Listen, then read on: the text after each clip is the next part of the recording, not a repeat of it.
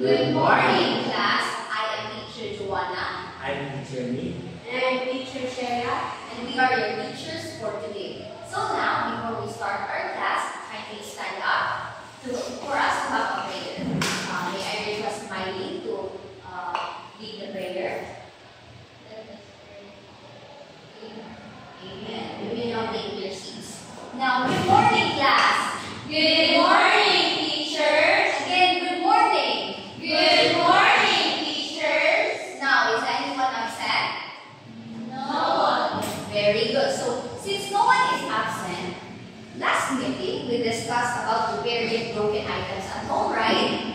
Do you remember it? Yes. So, it is important that at least one of our members of our family knows how to repair or knows some basic knowledge about repairing objects or like appliances or any furnitures at home for us to save the cost of repair services, right? Yes. So now, do you remember, do you know any furnitures that you can common repairs done at home? Sino matutunan? Like, pwede ma-repair sa balan, ng mga gamit? Anyone? Can you raise your hand if you want to answer? Anything like, anything yung nakakita niyo sa balan na pwede na ma-repair, like patayon, like you can do it yourself, or your father, or your mother. Anyone? Eileen.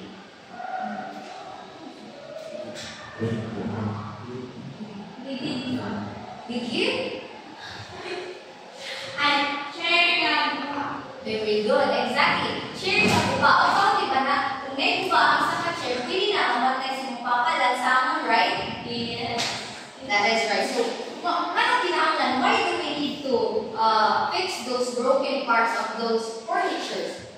Ano kinahanglan na siya i-fix? As much as possible or as soon as possible. Para magamit. Yes, exactly. Para magamit pa. And of course, kung magamit siya, para kung mag-last siya for a longer period.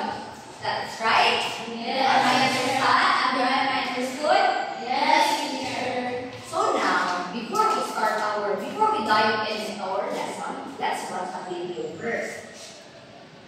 I should enjoy lunch today, but look at this mess. We need to clean up. Let's find the trash bin. Wait a minute. There are two different trash bins. And one of them has a picture on it.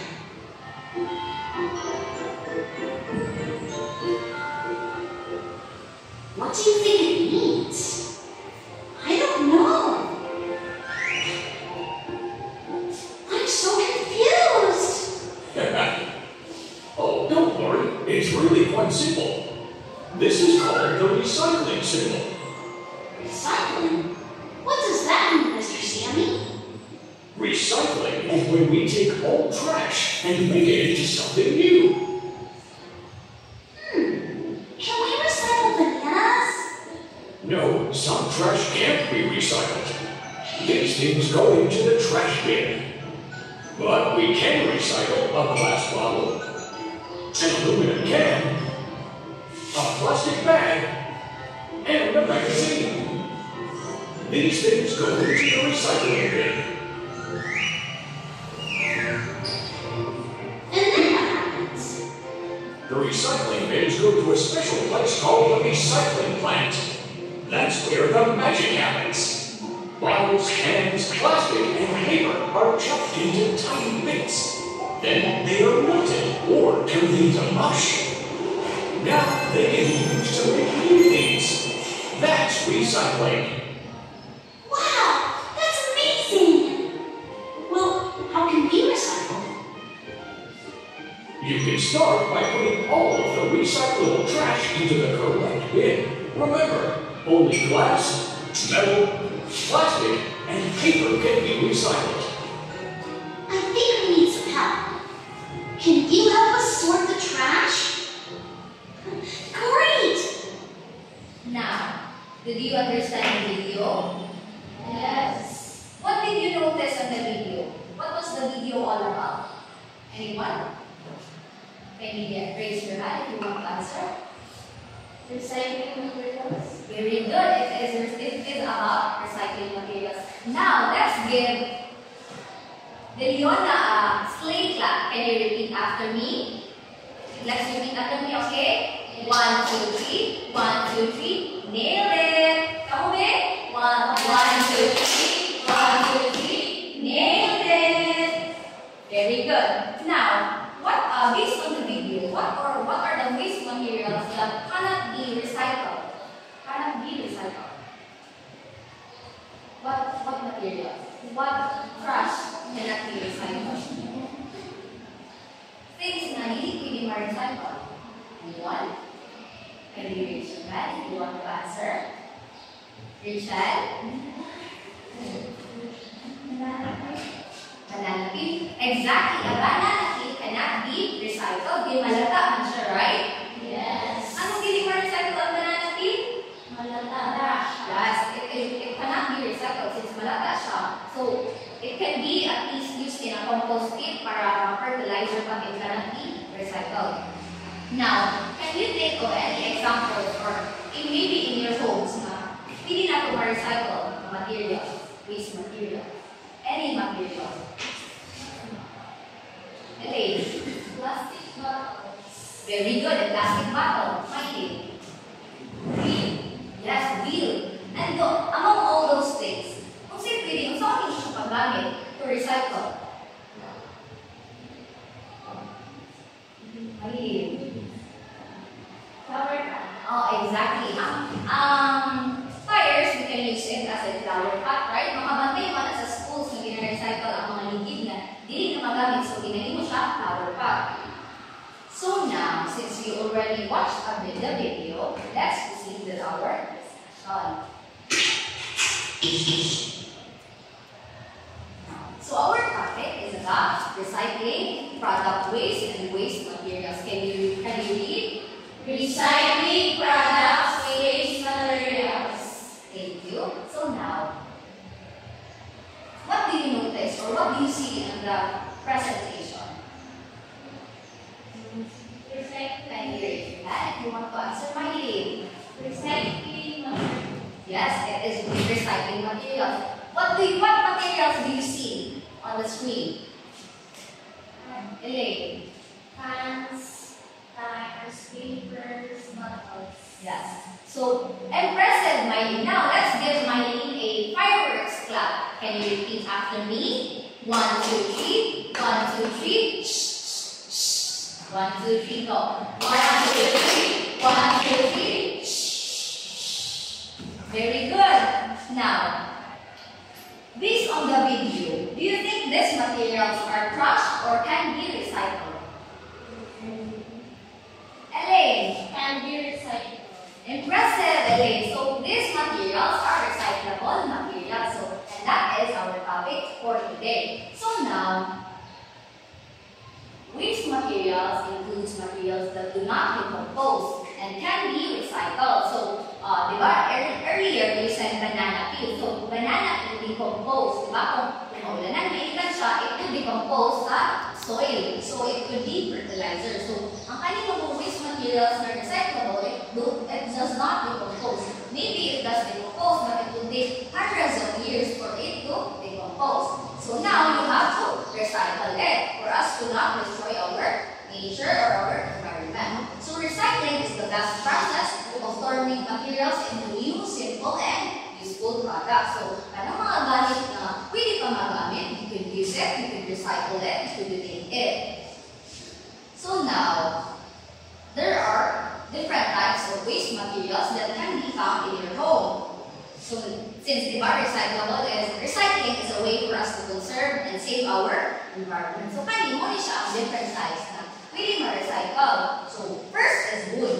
Wood waste is coming from houses, construction sites, and old furnitures can be processed and introduced as new products. Nakawin nga na sa inyong balay. Yes. Ginawa sa ninyo, okay, gamit sa wood sa inyong balay. Can you raise your hand if you want to answer? Leona, you're saying something? Pwede magamit as stick. Yes, you can use it as a stick. Stick for what? Panglalal? Panglalal si Mama. Yeah, you can use it as a stick kung nalikabuto kayo ba or uban na yung magigaw kasi recycle siya ng mga super mga fats and seeds. They recycle it or make it as a likuran sa ilang balay, sa gawas, di ba? Usually, ang hindi na nila ika. Yung lang kung likuran na dahil sa gawas sa ilang balay. Tamayanan. Now, next is metal. So, can we read? Lids and cans as packaging or container of food and drinks are made of metal and aluminum. So now may naisip mo, right? Yes. So kanina, this metal can be recycled. Diba? Also, this metal, diba, nakita niyo sa video earlier, this will be processed sa factory or something like that will process this. But then, ganito, pwede niyo magamit sa balay. Diba, kamantay mo lang, you can use it as pot. Gustutan ng ilalong para buwas ang tubig din tamnan ngayon. Tama ba yan sa balay? Yes. So yes, metal can be recycled also. Now another is paper. Old newspaper, notebooks, letters, cardboards, junk office papers, and paper packagings are examples of paper waste. Kadugtong ba mo atong days na ay magkuha, like, kuha yung mga old papers na ingana mo? Because back in the days, we collect ang papers, tapos i-donate ninyo, right? I-donate kasi collect sa teacher, then i-donate po dito sa teacher kay i-recycle sa katong ga-recycle na company, right? Nato gina-recycle. Tapos, katong use ninyo mga paper is gina-recycle siya to make a new papers na sad. Diba? So, it would save our environment. Okay. Dili na siya magkalat-kalat bitaw since kung diba, kung na naman masulatan na paper, yun na lang biyaan sa balay, sa gasa na lang bilin. So, next we have plastic. So, can you read? Empty plastic bottles and containers of soft drinks, oil, and other products are great recyclable materials. So, gagamit mo yan sa inyong balay? Yes. Diba? Maski kung magpalit mo, there is plastics. Always plastics, cellophane. But then, recently it is encouraged to use eco bags, right? And bolsitas, like the paper bags, to reduce waste materials. So, kini, plastic bottles, it can be recycled. Also, diba? I said earlier na cans can be used as pots. These bottles, kanindag ko, pwede po siya mga used as pots. Pwede ko i-recycle, use as, you would design it as your pencil holder, right? You can put it in your table. You just have to design it yourself if you want. Now, another one is glass. Glass, among others, is the easiest materials to reuse or recycle. Empty bottles or various products come from different variant and color and sizes. Nakakita ba mo ginamit sa iyong balay? Yes. So, these bottles, pwede na siya ma-recycle kung sa inyo lang. But then you can also give it to someone na, diba, kapamaliton ang mga tins, cans, bottles, and anything like that. But then, kung ako sa inyong balay, you can use it as a flower vase, right? You can put your flower vase. Pero kung ingay ka container, you can use it as sila ninyo mugos or anything na gagmay na things, right? Ako ba yung inyong balay? Yes. Now, next is, lastly, the rubbers and tires. And you read? Recycling rubbers and tires of motorcycle and trucks can be used as plant pot in your home or school. So, di ba mo na i-mention ni Maylene earlier na rubbers and, tires, it is used as a flower pot. Kabantay mo kung biyakin mo pa pagdalog diri sa school. Kung ikan mo sa aglayan na may malagyan na kilid sa dalan nga na ay nailigid gapon. Tapos, hindi mo siya nila o lingkuranan. Diba? Kabantay mo, ang kanya kong tires, you can use it as a chair. But then, lisod lang mo kamo. Nagay ka itong kabalo, di ka bilang recycle. Pag makalagay mo dala sa dalan, nakita ninyo ang chairs, hindi mo ayamin. Ang tires, it is recycled. Hindi mo siyang mga chairs. Nalapo tayo. And that is my topic. Now, let's see. Do you think this is recyclable or not? No. It is a corn peel. No. No. Exactly. This cannot be recycled since it would decompose. How about this? No. Of course, a banana peel, it wouldn't be, it cannot be another one here. Yes. Yes, it can be recycled. Okay. The metal is made of metal. Another here. Cardboard box. Yes. Yes, it can be recycled. Here. Yes. Ano sa name? Plastic bottle. Yes, a plastic bottle can be recycled. How about this? Tissue. No, you can't reuse, you can't recycle tissue. Girl, what if you use it into your face? Would you reuse it? No, because it is dirty and it could decompose into the right? How about this? Watermelon peel. No, of course not. Mag-decompose na din siya. How about this? Yes. Yes, it is recyclable because it is made of metal. How about this? A Yes. magazine. Yeah, of course. I mean, it is yeah, of course, a magazine.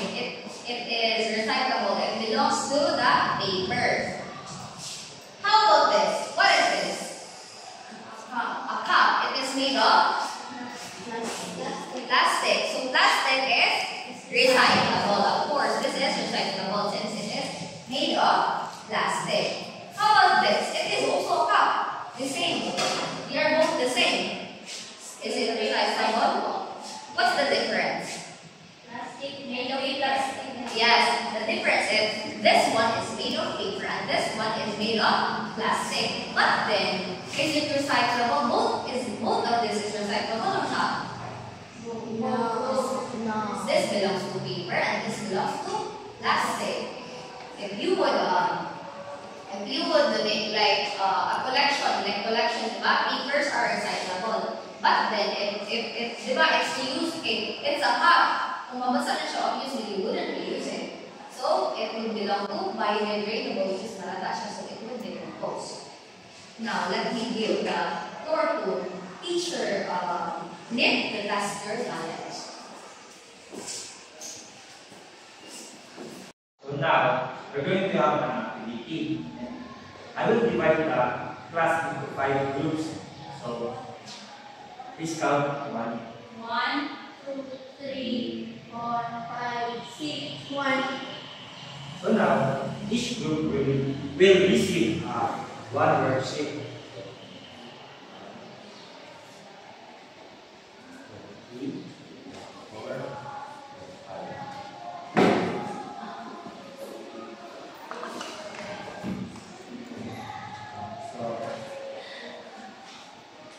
So, I will give 5 minutes to you guys to find the materials that are described inside the classroom. So, the first one material is iron thin and often written on, and you will find me here. Where you take notes or sketch, look for me to near notebooks or scrap files.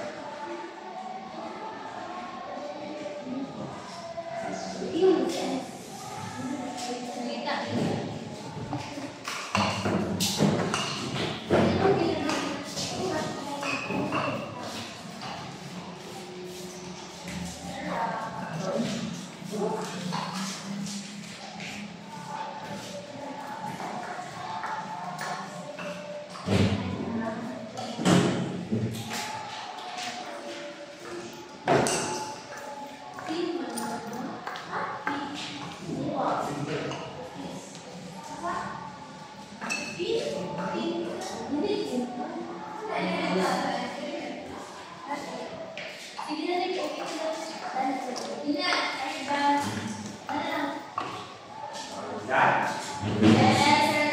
What's that?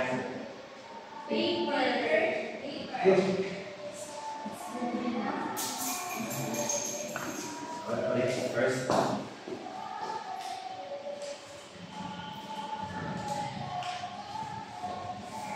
So now, do you understand our lesson?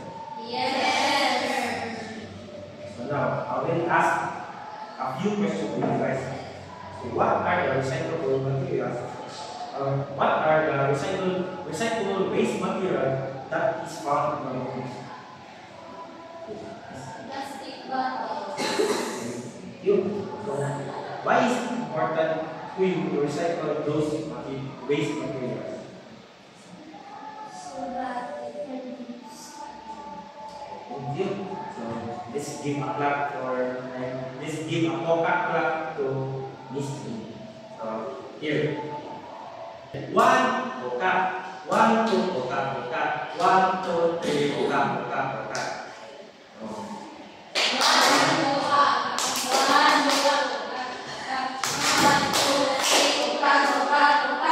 Thank you. I will give the floor to Miss.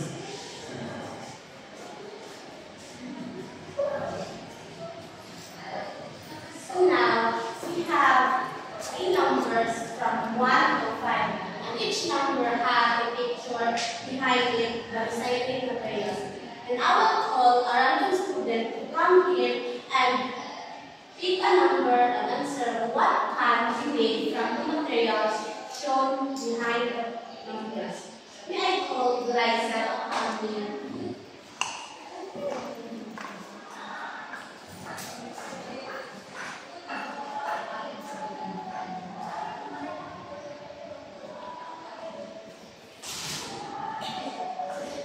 So she picked number 1.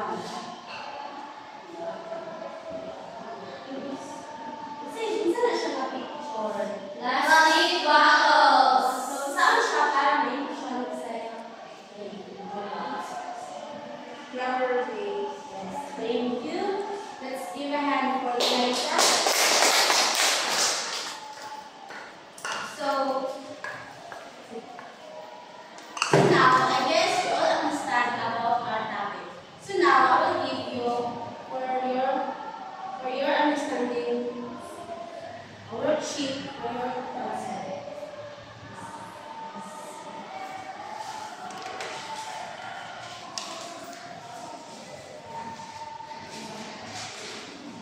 Are you done? Yes, teacher. Please pass me.